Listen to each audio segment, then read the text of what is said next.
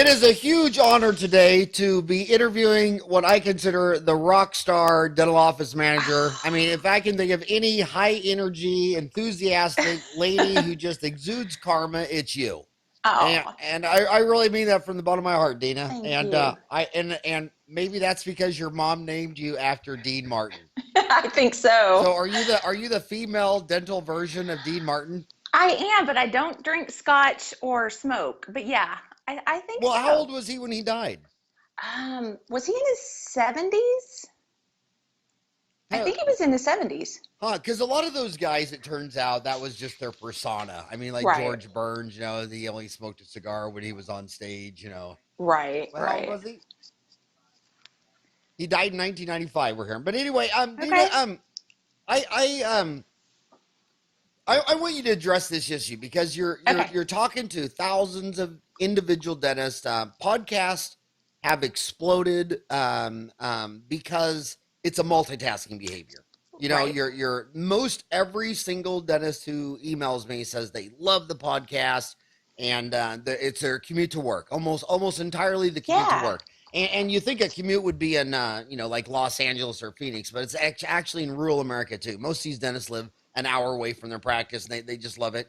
And I'm really passionate about these podcasts because I know what things make the best dentists from the worst. And the dentists who take 100 to 300 hours of CE a year, they're crushing it.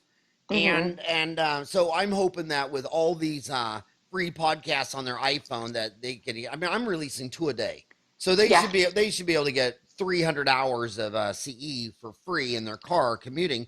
But right. here's the other dilemma that I want you to talk about is the fact that when you talk to dental consultants, all the successful offices where the dentist is doing 1 million and taking home 300, 400, they all use all the consultants. Right. And then everybody that desperately needs it more than anyone doesn't use it. And Yeah. it's the same with your field, dental office managers. I mean, Uh-huh. so many dentists who are miserable say, "Well, I don't believe in office managers." It's like, what do you don't believe in systems? You don't believe in HR? You don't believe in marketing? What do you not believe in? And they're sitting back there doing a root canal, thinking that if they find the fourth or fifth canal and do the perfect root canal, all their problems will go away. So Hmm. I wanted to start off with you just addressing. I believe half the dentists out there don't even believe in you. They just say Yeah. I don't believe in office managers. So what would Yeah. you say to that dentist? They're driving to work. They're usually stressed out of their minds, not about their failing root canal, but everything else that they just refuse to address. Well, it's the definition of insanity. So let's think about that. If you're a rock star dentist and you can do it all, please do it all. If you're doing it successfully, but what is it? You can be everything to everyone or nothing to no one. Um, you need to have someone who's going to handle your team, the systems, the money, be involved in the money. I'm just going to say that. But we want you creating tooth dust. That is my goal for a doctor. I can't go back and pick up a handpiece and create tooth dust legally. You don't want me to. You need to have someone that can take that off of your plate because your plate is already full. Your plate is already full. You need to have a key person that's going to be sort of your right hand. Let us do what we know how to do. Because if you have the right person connected with you in your practice, you are going to thrive. You are going to soar like never before. But you have to learn to let things go and let someone who knows how to do it, I hate to say this, a little better than you do, let us do our job. Let us do it. Have an office manager. If anything, not the title. If you wanted administrative assistant or a practice administrator, I love Lisa Spradley. Call her the front desk lady. If you want the front desk lady, have whatever the title may be, just have that person who can do that job for you. Because you're great at being a dentist, you're not so great at running the front office. And what percent of the time when a dentist realizes they need help and they have their wife go in and do it or their spouse, Yeah. what percent of the time would you say the spouse doesn't want to be there, isn't qualified for the job, and it's stress for all the staff, it's stress for the marriage. It's just a really bad idea. What percent of the time is it a bad idea versus a good idea? It would probably be about 99.9%. And every practice 99.9% good or bad? bad. Yeah. And that's why I'm saying it's there is that 0.1% that it's okay, but every office I've been in has had a spouse. Most of them don't want to be there. They just don't. They have their own interests. They have their own things they want to do. And I'll be honest, if I had a husband who was a dentist, well, I don't know, with me, I might want to work in the practice, but if I wasn't in dentistry, I would not want to work with my husband all day. I mean, I just wouldn't. If There's no. if you're driving to work today, you Mhm. know, you just got to walk in, your office manager is your wife. I just want you to go to work and man up or wife up if it's your husband. I know a lot of husbands that are there now too. That's really changing. And just say, Yeah. seriously, if you weren't married to me, would you want this job? Would you like this job? Are you Yes. into this job? And if Yeah. your spouse says, hell no, then it is completely Out the road. dysfunctional to Yeah. have her in there. And now, granted, I know some of the like Rick DePaul in Power Prox Ortho. I mean, his wife's greater than he is. Yeah. Yeah. You know, Rella Christian at CAA. You know, she's the one who made Gordon Christian. Gordon Christian wouldn't be anybody if he would have married 99% of the other women in Provo. I mean, Yeah. behind superstar men, sure there are some successful spouses, but my gosh, people, time, and money is everything, and people is 80% of it, and you can't have any employees in your office who don't want to be there. That's true. And your spouse is included. And Rick is one and Gordon they are the exception to the rule. And that's when, if you have a spouse, like again, if I were married to a dentist, yeah, okay, I would want to be in his practice because I love what I do. But if I wasn't, no way. Why would you want to suck your spouse into something that they absolutely cannot stand? I would hate to go home with that person. Think Yeah, about and it. who is the greatest preacher in the United States? Who was that? He's about 80 years old right now. He's still alive. Is Billy it Graham. Billy Billy Graham. Graham? Yeah. Billy Graham. He had one of the most interesting interviews to explain to office manager. He was on Larry King one show, and Larry King said, "Come on, Billy. There's almost 20,000 towns in America. Every town has a dozen churches.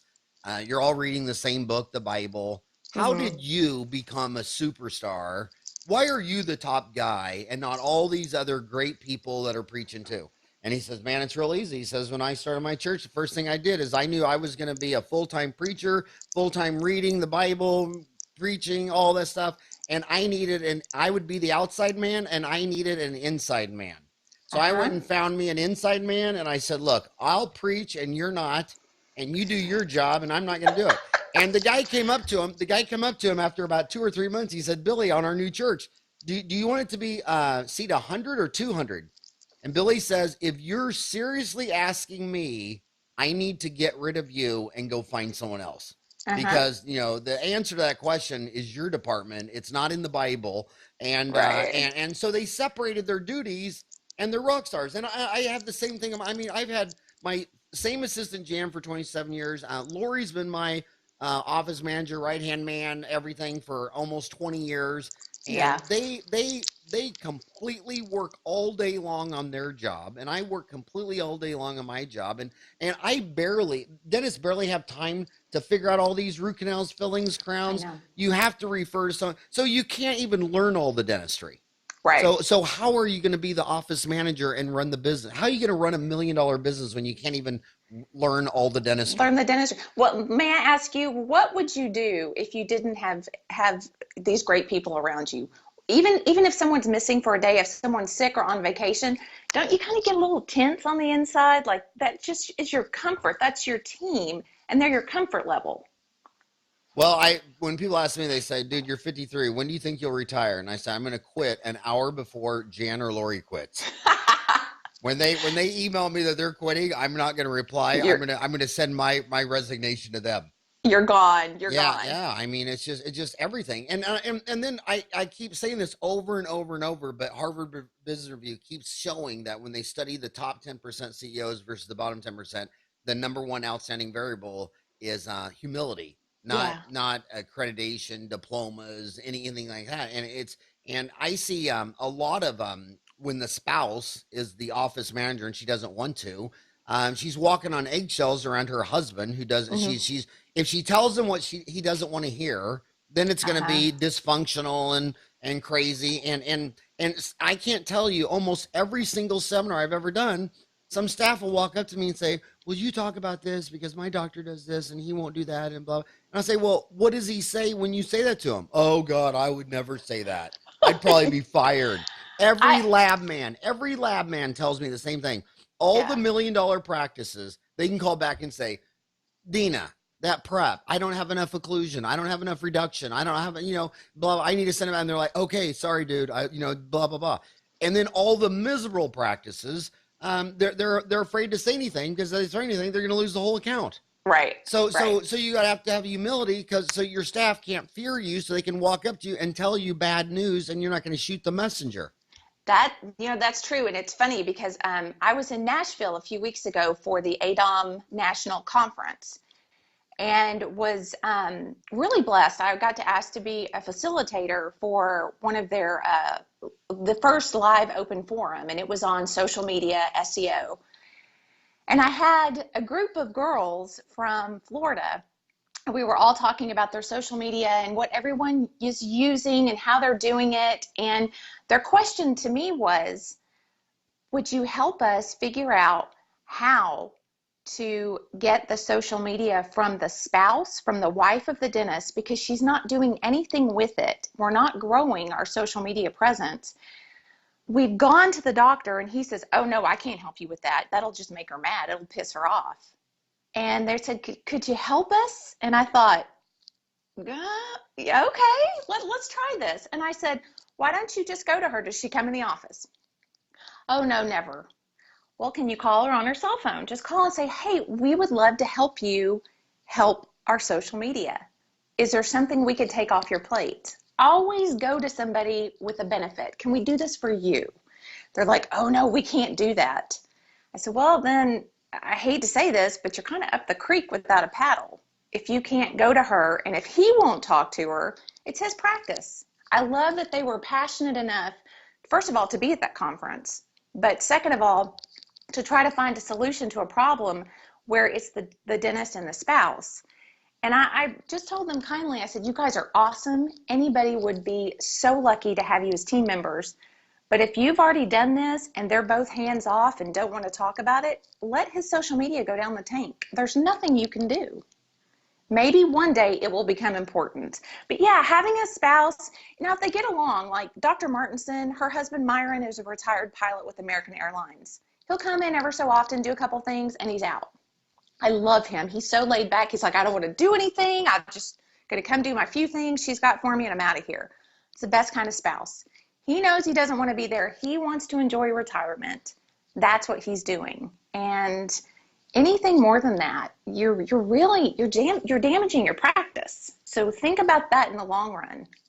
You know how you're a member of the American Academy of Dental Office Managers? Yes. You should start your own group, and it should be called the American Academy of Dental Office Therapists, Psychologists, and Psychiatrists. Because whenever I seriously believe half the dentists in America, their limit to their growth is their own self. Right. Their problems are all in between their ears, Mm-hmm. and who knows how they were raised, their shaping, their wiring. And I just have seen so many dentists take a dive or get better when they started therapy, so they can talk functional to their staff, so they can get rid of dysfunctional relationships, so they can build a productive team, Yeah. etc. So what do you want to talk about today? I mean, what do you think makes you a rock star dental office manager? I don't know. I think I'm just the biggest dork ever. I love dentistry. I think it's Well, if I was just, born with teeth like yours, I would love dentistry too. I mean, I almost have to put on my sunglasses just looking at you. I get these from my dad. So I can't, like, somebody asked me at Walgreens one day, they turned around and said, "Wow, you have great teeth. Who did them?" And I said, "God." I said, "I have a great dentist. Let me give you her card." So thank you. Thank you very much. I think I'm off of the shade chart. I think I'm a level off of it. And that sells a lot of dentistry in dental office. Yeah. I remember when our first Invisalign cases were all on the staff and the receptionist, the assistant. People say, Hmm. really? Well, can you wear them at work? And they say, well, I'm wearing mine now. And, Yeah. and when you're, I remember one time I had a 62-year-old receptionist, and I think they already took the job and she went to ortho. We had her in full Oh. ortho, and when you walk in there and you're 40 and you're like, oh, I'm too old for ortho, and the 60-year-old receptionist is sporting full ortho. And yeah, I think in fact, when bleaching came out, you know what we used to do? I What? used to have all the staff always wear bleaching trays on their upper and not their lower. And then they would just Oh. smile, and the upper was like your shade, and the Yeah. lower was like yellow brown. So you could see it. Oh Oh my yeah, God, that makes me think of when I first started assisting 25 years ago, 24 years ago. Remember when you had to mix the bleach, the powder, and the solution? Oh my God, things have changed. I think it started with Omni Uh-huh. out of Arkansas, and Yep. yeah, I can still remember, and it was I knew it was just amazing. It came by with 6 bottles, and it was $900. I think his name was Dave Keating or something. He actually lived like 2 blocks from my house, Oh and wow. it was Omni, Yeah. and then I found It's out it crazy. was the same glycol at Walgreens for like $2.69, and they were selling it for 900. So I was actually going to Walgreens, and the managers just said, you're buying all of our inventory, and I said, well, order me some Yeah, cases get some more. Get some more. because it was cheaper to just those little bottles. I mean, it was Yeah. amazing, but yeah, come a long way. It has, but I think what I love the most and what makes me a rock star, and thank you, that those are very kind words. I love being a part of a patient's story. I have seen over the years people come in and they're talking like this and they're covering their mouth, and I've never had that experience. I've never not been able to smile and not feel good about my smile.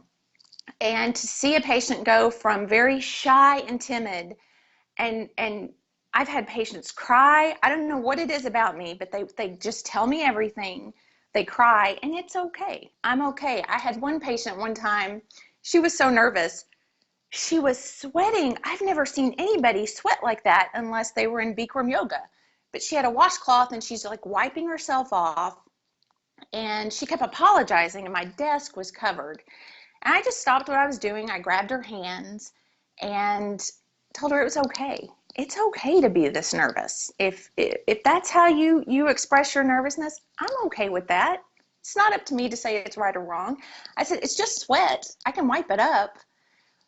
But it's being a part of taking either their smile somewhere where they want it to give them confidence. Because if somebody is confident about their smile, about the way they look, how they feel is different.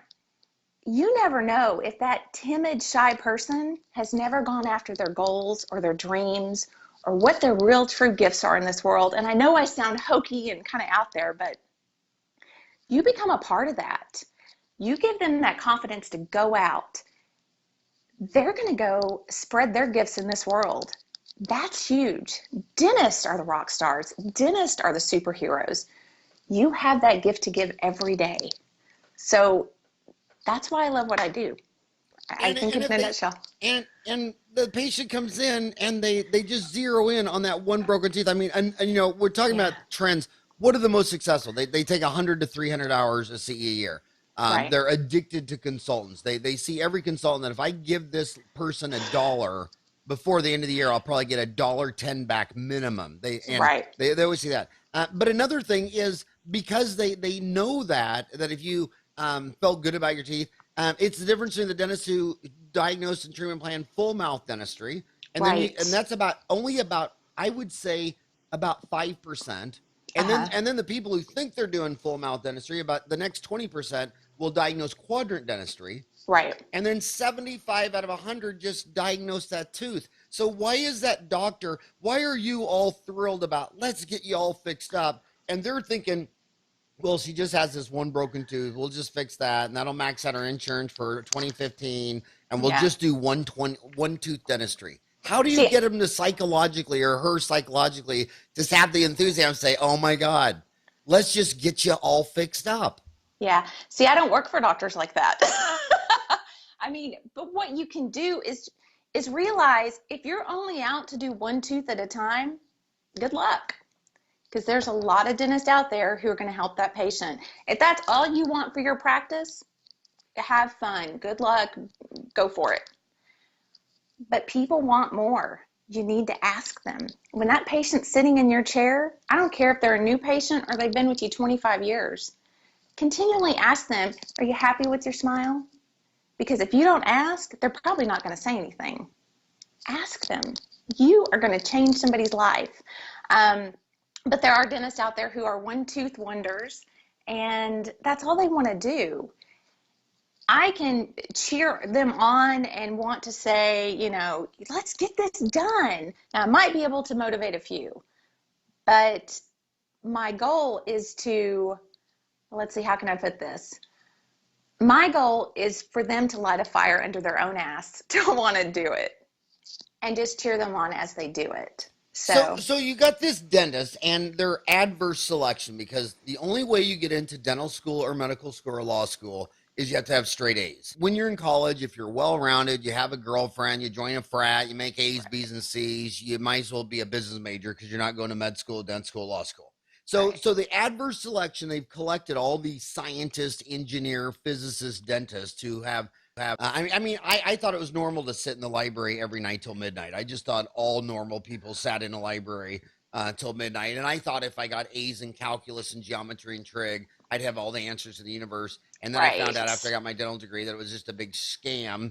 And I've never used any of the information I learned for 9 years of college. So I want you to go specifically. So here's this scientist sitting at the chair fantasizing about bonding agents. Right. Okay. And here's this patient with disease. Do you think it's better? What do you think's easier? To try to get this dentist to become a salesperson, and the only way you can sell is if you make the other person. Can you still hear me? Yeah, I can hear you. Okay. The only way you can sell anything, according to research, is you got to make the other person secrete dopamine or serotonin, or you got to make them feel good. And if what you're saying, like you said earlier, is the benefit to them, and they start secreting oxytocin and serotonin, and they feel good about themselves, like, they'll just throw all their money at you. And they're going to throw all their money away every month anyway. I mean, Americans spend about 103% of earnings every year. They just dig deeper and deeper in debt. So do you think it's easier to get that scientist, dentist to do this? Or would you just say, forget that, I'm putting all my money on developing a treatment plan coordinator, and we'll let the dentist diagnose all the stuff, and then we'll give the sheet to someone who's sales and Carmen, like you, pretty and exudes enthusiasm and gets the patient to light a fire in their ass? What would you advise? Well, that's a really good question to ask. I would go for just encouraging the dentist. You got to be. I can be honest without being ugly. You got to be a little more personable. You got to talk to your patients. You got to treat them like people. Yeah, I know you see teeth. You see 1 through 32. You see soft tissue. You've got to realize there's a whole body and soul behind that person. Try to connect with them. And so I could coach somebody into making that connection, even if it's one small thing. I think a really good office manager, practice administrator, front desk lady, you got to be able to have those honest conversations with your doctor. If you see something, they're not connecting, this is not going on, say, hey, we got to change this up just a little. Even if they're the most introverted doctor ever, have that conversation, get them out of their comfort zone a little bit. Remind them that's where the magic happens. I don't know, use whatever phrases, verbs, what nouns, adjectives, go for it. But if you're a dentist and that's not your strong point, that's not your comfort level, you'll give a little, but you can't give a lot. You better have somebody like me who is really encouraging that patient, because you could work well. Opposites attract. You could work well together with a dentist like that. And you dentists out there listening to me right now, remember, you have to be sincerely interested in the patient. And once you can fake sincerity, the world is your oyster. That's true. And fake it till you make it. Well, you know what? I mean, because I believe the dentist that got the lucky hand. I mean, I don't think you can train an extrovert to be quiet. No. But you can train an extrovert to be on stage. Mm-hmm. And okay, so now, Dr. Introvert, you're on Yeah. stage. You walk into the operatory, you're on stage, and you can fake being a movie star. And there's a lot of famous movie stars that have been written about that off the stage, they were painfully introvert, Right. painfully shy, almost live reclusive lives. Mm-hmm. So you can fake extrovert karma, enthusiasm, and you can be an you can fake Broadway, but And if you have to practice it, practice it. We in team meetings, we'll practice, our verbiage on the phone, how we're handling new patient phone calls, our treatment planning. Doctors, have your team hold you accountable. Practice being on stage. It sounds goofy, but it's easier to do in a safe environment with your team. And then you go out and you practice a little bit with your patients. But you do need to be sincere because people can tell when you're BSing. So try to practice and get good at it before you go for it. Deana, I want to ask you the hardest question for you today. The most important question today is Okay. Every single office, I would say 90% of the offices that you go in there, this is the main problem that people like you as an office manager address. And that is the dentist, after they're done a root canal, they go back in their office and they shut the door, and then they beep them to go back into another room and do another root canal and blah, blah, blah. And there's dysfunction in the staff. So Mm-hmm. then when this one assistant or hygienist or receptionist be all fired up and be on stage and making karma and serotonin and dopamine, she Yeah. actually isn't, because she's upset because there's drama going on with another staff member and it never gets addressed. The doctor lives in the private office. He's in there staring in a rubber dam. So I want you to go to, the football team isn't going to win unless you got great players and they all play nicely in the sandbox. Right. So this dentist right now driving to work, I know my homies. I do. I know my Yeah. dentist. I've lectured to them. I've known them. I mean, after 3 decades, I better have learned something. You know what I mean? Yeah. And they're driving to the work. I don't even think half of them even know the dysfunction that's going on in their office. Can you describe some red flags that maybe this geek dentist driving to work saying, oh, well, maybe that is going on my own? Describe red flags that there's team dysfunction, and then how do you correct team dysfunction, and how do you know the hardest decision a dentist tells me they ever have to make is, do I fire my assistant because of all this, or do I develop her? How do you know when to pull the plug on someone? So paint pictures, because this guy doesn't even know the level of dysfunction in there. Yeah, and I hate to say this because I really don't want to offend anybody. Oh, please, you're on the Howard, but you're on I'm on your Dentistry show. Uncensored. My gosh. Just because I've been married twice, I can say this. Men cannot read your mind. You're not mind readers. So we as women need to realize that. And I just say that in general because even though there are female dentists, male dentists, I've noticed in my career, female dentists tend to pick up on the drama, the dysfunction, and they tend to nip it in the bud. It's like that. Now that's just my experience. I'm sure other scenarios out there. Men cannot read our minds and usually can't read our body language or anything like that. I'm just saying that, my experience. If you're going into your office, you probably have no idea that there is just cat fights going on.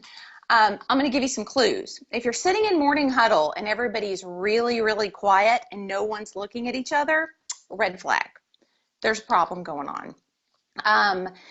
If one person's coming to complain to you about the other and then the other's coming to complain and you don't handle it, okay, that's your own red flag. It's so hard to explain different scenarios, but if you'll go in with a cognizant mind of, okay, let me look at people's body languages. You got, arms crossed and looking down and people are just kind of glaring their eyes up, red flag.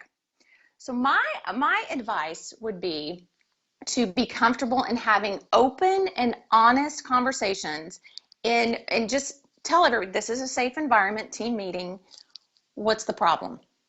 And dentists, you're going to have to not just put the problem under the rug. Don't sweep it under the rug and act like it's not there. Because again, what it ultimately hurts is your practice. I was in a practice last week, and I'll give you this scenario because this is a really good one. I was in a practice last week. They asked me to come in to talk to them about, some marketing and doing some fee-for-service things. When I walked in, I had just 2 feet into the door, and I'm like, oh, I could feel just the negative, just the vibes coming over me. And I walked, I was asked to come on back, and I stood and kind of watched everybody go up and down the hall, and nobody's talking, nobody's looking, they're all looking down. And the sweet dentist, hair a mess, rubbing the face, just frustrated, up and down the hall. And I'm looking and I'm like, let's say I'm a new patient and I just happen to drop in because I want to schedule an appointment. I can feel the drama without anybody saying anything at all. So that was one thing that I said to this doctor. I said, and I was honest, I'm like, what's going on today? Is today a tough day? Is today rough? Is there anything out of the ordinary going on? No, not really. Okay, well, if this is normal, we need to flip it to abnormal. We need to have a different vibe. And as I pointed out things to the team and pointed it out, and I asked, I'm like, can I be really honest? Because I'm sure that's what you want. I pointed to the cutting the eyes, the looking down, the body language, and no one really had picked up on it. And this was a full female team. So this was not the norm. When I pointed it out, and I said, be honest. What's going on? Is there a problem between two? Is there a problem altogether? And as people began to talk, and I told them, I'm like, I'm the safe zone. You can say anything because I'm here. So we can mediate. We can talk about this. People began to talk. Well, so-and-so is doing this. Well, so-and-so is doing that. This had been building for like years. And I'm thinking, my God. So by the time I was done, I gave them a little bit of positive, some tips, and said I would be back. They were all walking me out to my car. I thought at that moment I was going to be kidnapped and stuck up on the wall. They're like, can you come back tomorrow just to cheer us up and down the hall? I said, my goal is for you guys to get out of this mode you're in and cheer each other on, because you can do it. So be mindful of, and it's not anything anybody really wants to address. You don't want to go into work and think, oh, I've got to have a talk with her and it's so hard, or I've got to have a talk with him and it's so hard. Have that talk. No matter how hard it is, it's going to be harder 6 months from now. And if you have that assistant who's been with you, your patients love her. She makes these temporaries, or she can get this done. And you're like, God, that's better than what I can do. If she's dragging your team down, you better have a talk with her. Set those expectations. Give her a time frame to step up, or she needs to step out. That's it. It's funny because so many women dentists will say to me, they'll say, I started working with this man and he would give orders and they would just jump and do this and do that. Mm-hmm. And then after a year, I bought the practice from him. And then I started saying those same things and they wouldn't do it. I would give them the order and they'd say, well, blah, blah. And they would think that's a negative. And they'd say, how do I, be able to do it like a man? I said, no. That negative is your best asset. They feel safe with you. That's right. So they're sharing their feelings with you. Yeah. And I'll tell you, who the best staff leaders are I've seen? Women, just like you said, because they're intuitive. Yes. And the staff feels safe with them, so they talk. And gay dentists, gay male dentists. Mm-hmm. I mean, they have some of the best karma office I've ever seen, because I think gay men are so much more intuitive to feelings and peoples and humans. And it's just amazing. It's all the people stuff that matters. So how does this dentist develop staff leadership skills? What would you recommend? Well, I would recommend, first of all, finding some courses, going on Dental Town. What can you connect with to help you? Because you're not going to just learn it on your own. You're just not. Get in touch with your feminine side. It sounds weird, but do it. You are in, most times, more times than not, you're in an office full of women all day long. And usually on the same hormone cycle all month long. So I'm saying it's, what is it, fight or flight? You can't leave your own practice. You can't leave all of them there. It's your practice. Be in tune with what's going on, and you've got to be in touch with that personal nurturing side. It's not going to be your favorite thing if it's not already, but you have to do it. So find a course, read some books. You've got to figure out the psychology of what's going on with people. And it's not just a feminine thing, it's a people thing. It's a people thing. And if you need to, get a coach. Get a consultant, a coach, somebody in your office. If you're not comfortable with having those conversations, find someone who can come in and facilitate that with you and help you with that. That would be huge. That would be a huge thing to do. And it's funny, and they'll go to all these institutes that teach implants and bone grafting and CAD-CAM. I mean, CAD-CAM is the perfect symbol for dentistry because it's a robot. Right. And deep down inside, the dentist wants to be a robot. He just wants to sit there and do math equations and program a CAD-CAM, and he thinks that's the key to success. And it's all the soft stuff. It's all and so another red flag I would say is you can't, when you're on Dental Town, you can't add a 203,000 dentist members. You can't get 5 of them to agree on anything. No. So when you're in your dental office and you tell a team of 5, say you got a hygienist, 2 assistants, 2 receptionists, and every time you tell 5 women something, they all agree, that's a huge red flag. If they felt safe, if they felt like you cared, if they like I feel like I can say this and you're not going to fire me or get mad or pout or be crazy and all that. If you told your office you're going to do something, it should be at least 3-2. Look at every Supreme Court decision. I mean, even on something like civil rights or some huge move, it's always like a 5-4 vote, and they're looking at the same Constitution. They're the same age. They're all in law school. The Supreme Court can't even. I can't even remember the last 9-0 decision they've ever had. But your staff is always unanimously voting with you.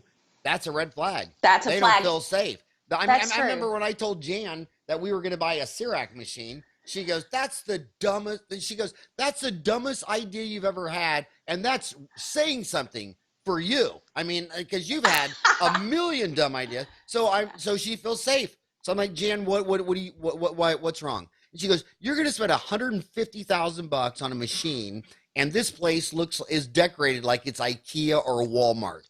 We need to remodel this thing. You built this thing in 1994, and when I go to a rockin' hot cosmetic surgeon or a plastic surgeon or someone doing tummy tucks and boob jobs and facelifts, it doesn't look like IKEA like this place does. So she wanted me. So I ended up spending.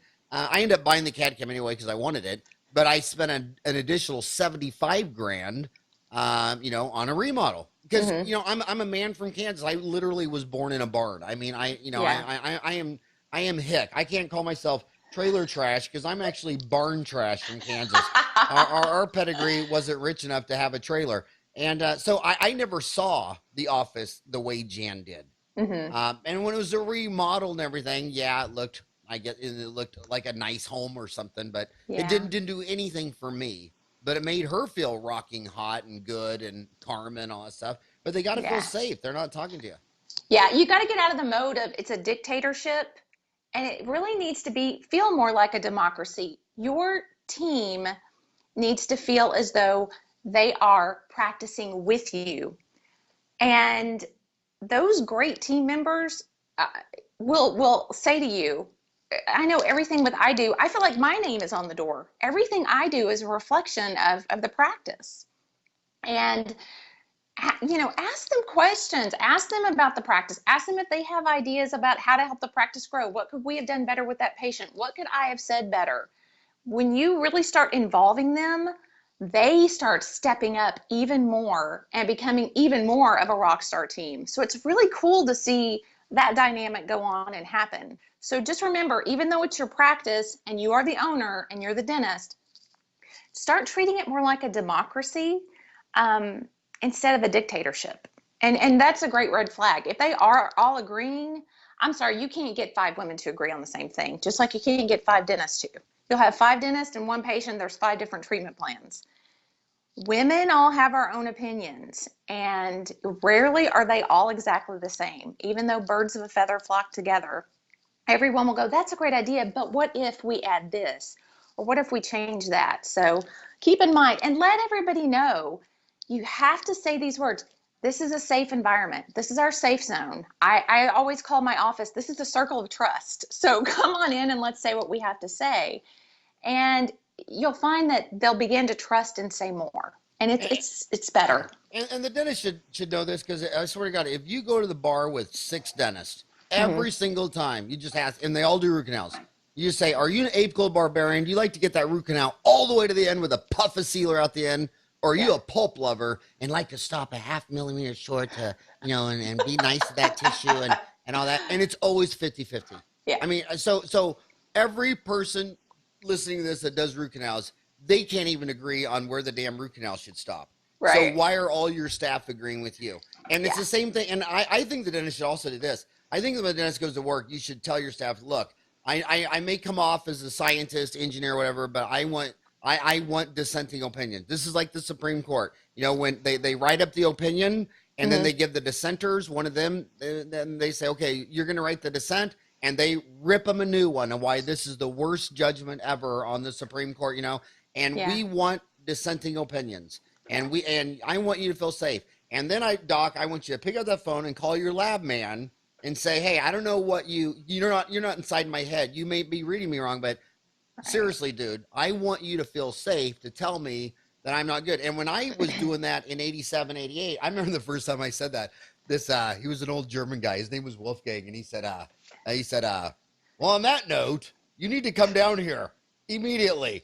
And he walked me down all these incoming impressions with my impression, showing me how, well, basically it was self-esteem building, because you could tell, like on a removable partial denture, 95% of the dentists just send an impression. They don't even make one receipt. They don't even go in there and I mean, so 95% of them didn't even give a shit enough to pick up a handpiece and do anything to the tooth. Right. And they just write like lower partial denture. They didn't, and maybe a shade, no nothing. But by him knowing that he was safe, and plus I was like 24 and he was like 64. Yeah. And I learned so much because I put out the message that I want to learn. I'm humble. I want to be, you're safe. Tell me what it is, because those lab man will call the office and they'll talk to the receptionist. And then this is what they usually hear. Well, the assistant's not going to tell him. I'm not going to tell him. Do you want to tell him? And he's like, no, I don't want to lose the account. And they're like, all right, we'll do the best we can. And then that dentist thinks he's a good dentist. Yeah. Well, I have to tell you, I'm kind of a virtual coach / office manager for a great practice in Arizona, and just kind of helping them with systems. They have a great office manager. I'm kind of coaching her, and she's fantastic. What I love about the doctor is, before I got to talk to you today, I was FaceTimed in on their team meeting, and it's really fun. They call me the floating head because I'm usually on an iPad, so my head floats around the office with them. And what I love that this doctor said was they're working on a few things like the handoff, handing off the patient from the clinic to the front office. And he said, I am not perfect. What? He said, I am not perfect. So I need for you guys to help me if I miss a step or I fail to say what I'd like to see the patient back for. And I said, you are going to be an amazing dentist. Your career is going to be fantastic, because he has asked his team and first of all, he told them he's human. He's not 100% perfect, and everything he says and does is absolutely the absolute. But I love that he asked his team, help me be accountable. Can you help me be accountable? Wow. Okay, so what if what if one of my listeners wants to FaceTime you? And what she's talking about, if you have a Samsung, you can only do it on iPhone, right? iPhone, I think, but I have Skype too, of course. Yeah, so. but I love iPhone, because when you go around the world, I mean, it's your calls are free. Free. On the internet. But what if a dentist listening to you wants to talk to you? Because I know what they're thinking. They always think, but anyway, so what's the economic barrier to entry? How can someone contact you to see if you'll take them on as a client, or how does that work? Just call me and tell, phone calls or FaceTime or Skyping, the first time we talk, there's no cost. Just tell me what you need. And then Tell them what numbers. tell them numbers. Let's see. It depends upon the need. I'm less than $1 million, I can tell you that. No. I mean contact numbers. I mean phone numbers or emails or Skype Oh, yeah. Yeah, or just call me. I'll give you my number. It is 817-983-3819. Or you can Skype me at Deana Zost. It's DeanaZost. And it's Deana, but it's spelled Deanna, but it's Yeah, pronounced Deana. it's pronounced after Deana. Dean Martin. Yes, yeah. As a matter of fact, it was so funny. I heard your podcast with Jack Hadley. I do have to clear one really get psyched. He's old enough to be my dad, but he is old enough to be my cool older brother. So I know you asked if I was his daughter, and he texted me. He said, "God, you either look really young or I look really old." Who was that? Who was that? It was Jack Hadley with my social practice. Oh, Jack. Yeah. You're his favorite client. I mean, love him. every time he shows off anything he's doing for an office, you're always the pitch woman. I love it. Yeah. So they can call you at 817-893-3819. 983. So 817-983-3819. Yeah. Not only am I short, fat, and bald, but my vision's going too. I should always just leave my readers on. And then what about email? Email is deanazost@aol.com. Very easy. Deana Zost. Yes. So again, it's spelled Deanna, but pronounced Deana Zost. Zost. By the way, what kind of name is Zost? What kind of name starts with a Z? It's German by way of France. Really? German by way of France? Yeah, it was French, but the Zosts were kicked out of France by, I think, the Argonauts and driven into Germany. So yeah. God, I love name origin. When you've gone to 50 countries, what's neat about it is like when the first time, America, Canada, and England are just this genetic free-for-all melting pot. If someone in America tells you they're Italian, just roll your eyes and laugh, because they're probably just they're probably everybody in America is pretty much a mutt. Right, that's true. In fact, when they voted on the Constitution in 1776, English beat out German by 1 vote. Wow. And Imperial Math beat out Metric by 2 votes. Wow. So we were 3 votes away from speaking German on Metric. So every single American that's been here 100 years has got so much English and German blood. We're just all mutts. We're Heinz 57. Yeah. Then you had the Irish diaspora, where 5 million people left Ireland and half of them went here. Then we've had the Mexican diaspora, where 10% of Mexico came here. But when you go to most countries like Japan, they're all Japanese. Koreans, they're all Korea. Vietnam, they're all Vietnamese. Poland, 98% Polish. And then the first time I went to Poland, you would look at I'd look at them. First thing I did is I called one of my friends from high school and said, "Dude, is there any chance you're Polish? Because I see people over here that look like they're you." And they go, "Oh my God, our whole family's Polish. We're from Chicago. There's 1 million Polish in Chicago." And every time I've gone to any country that's like 95% that country, you start realizing, oh my God, my friend is that. And then you come back and ask them, and they're like, "Oh yeah, well, I've heard that at the dinner table. I don't even know."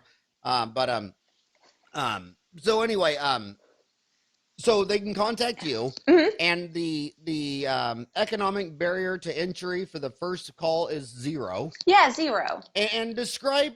Now, so now I want you to describe.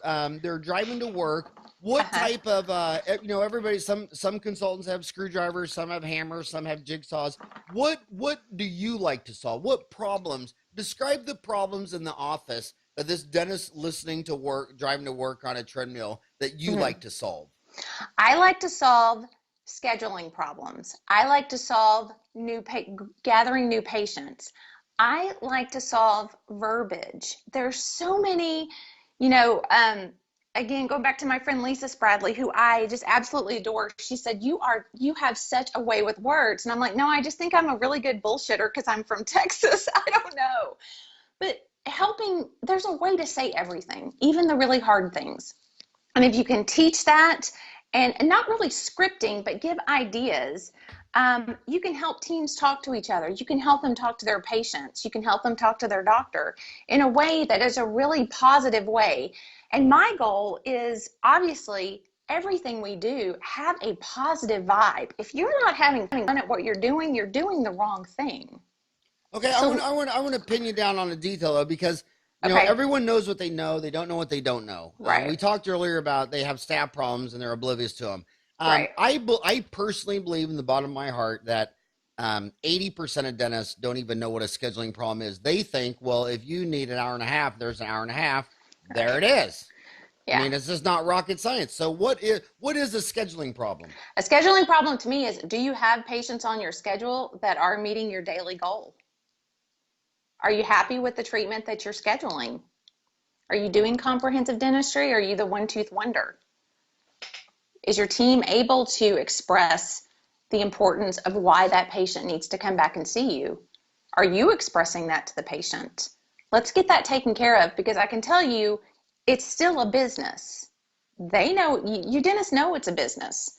If you're not scheduling to goal or above every day and you're just kind of coasting along, soon you're going to run out of coast and you're going to hit a wall. So there's expressing that importance to the patient, the need, and how can you make them want it? They know they need it. Now let's get the patient to want that. And there's a way to do it. There's a way. And they're only going to want it, according to the most overfunded university ever in America was the University of Chicago. Rockefeller died with 1.8% of the GDP, and he built the University of Chicago. They have more Nobel Prizes in economics there. You're more familiar with other billionaires like Stanford and Hopkins. They put their names on it, but Rockefeller didn't. And they have the most Nobel Prize in economics. They say nobody will give you $1 unless they have to, Right. or because you made them happy by measurably secreting dopamine, serotonin, and oxytocin. Exactly. So you have to make them enthusiastic, passionate. Look at the hot real estate salespeople. They pull up in a BMW and they get out and they're dressed all fancy and they're like, "How you doing?" And they're all walking They're you through the happy. house. Yeah, they're just happy. Yeah. And they get mom all excited about the kitchen. And then they get dad all excited about, we'll get this finance, we'll figure out the date and the terms and everything. And they get the house moved.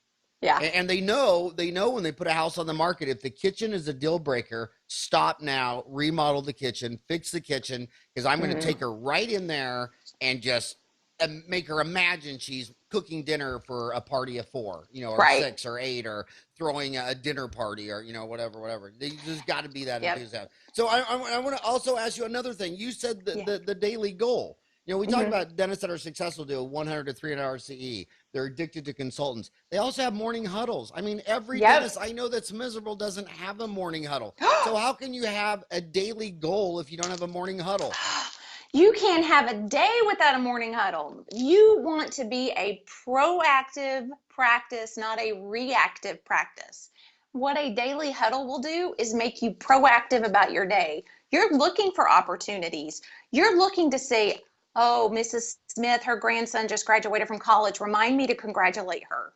You're looking for those opportunities to connect. You're looking for the opportunity to ask that patient, "You know what? You're such a joy to work on.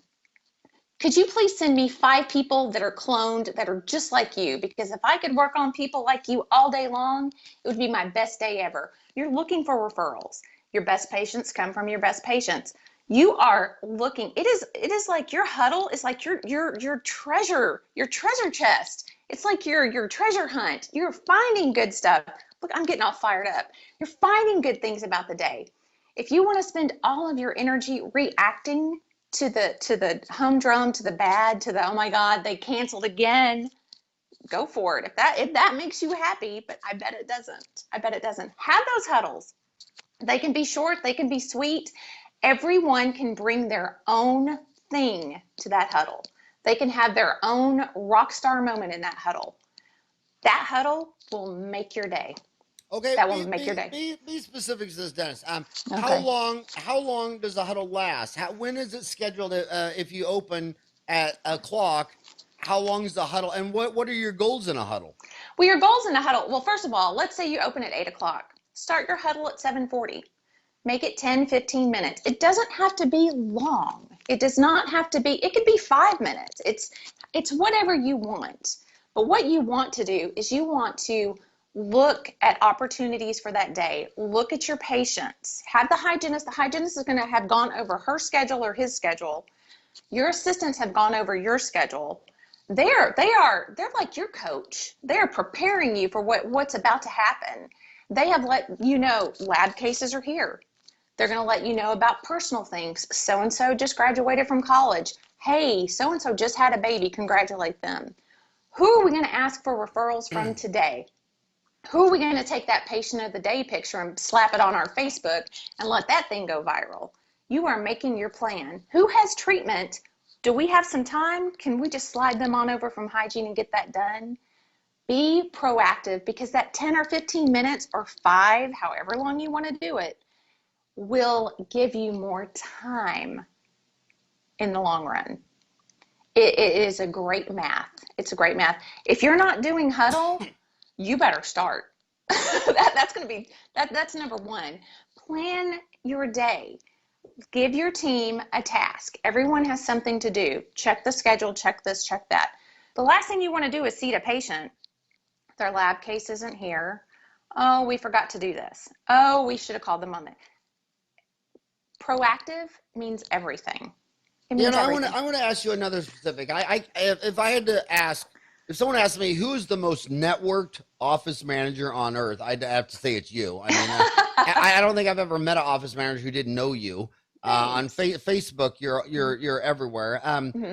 So here's a big debate question I want to ask you.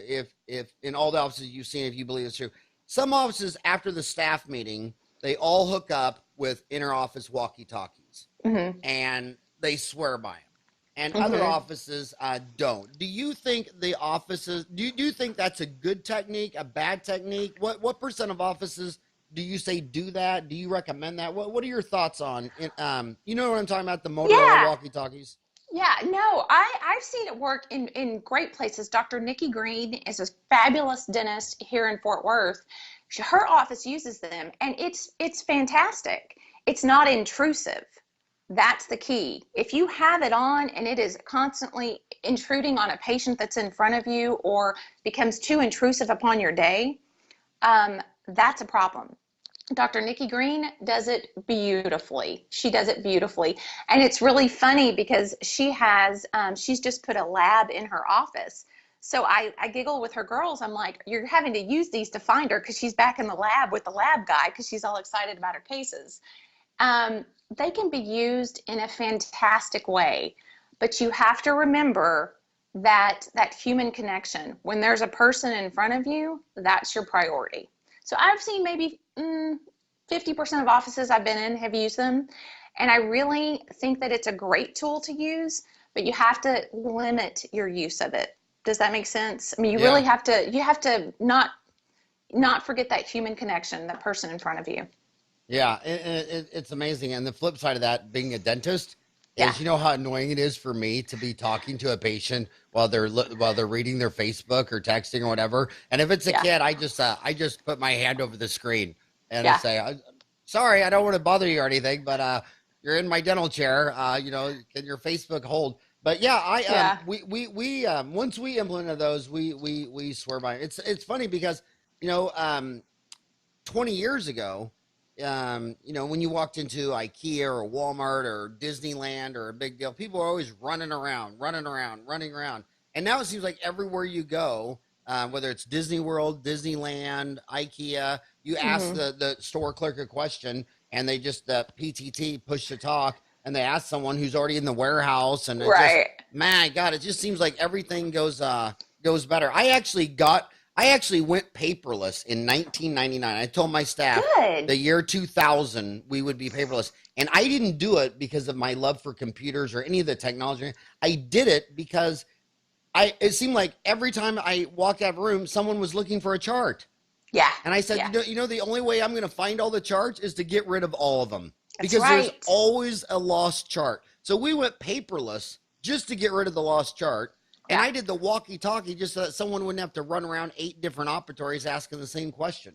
Yeah, no, being paperless is, I can't imagine having a chart. And just from a time, I don't want to say time management. I think time management is a joke. And in my opinion, time management does not exist. You can't manage time. We all get the same 24 hours in a day. It marches along the same. You can only manage yourself within that time. So I think it's more people management. Anyway, that's my definition. And I don't want to get. We're out of time. It's 1 hour. Okay. I'm done. But I want to. Okay. I want to ask one personal question that you don't even have to answer. But I believe it's true because I know you. I feel like I know you very well, and that is, I believe a lot of dentists can't go in there and give 110% because their physical unit isn't 110%. They're tired. They don't exercise. They eat wrong. Whatever. You're a rock star, yoga master, runner, jogger, whatever. How much of a part of you showing up for work and being able to crush it is because you take care of yourself with yoga and running? How important do you think that is in your success? It's everything. Yeah.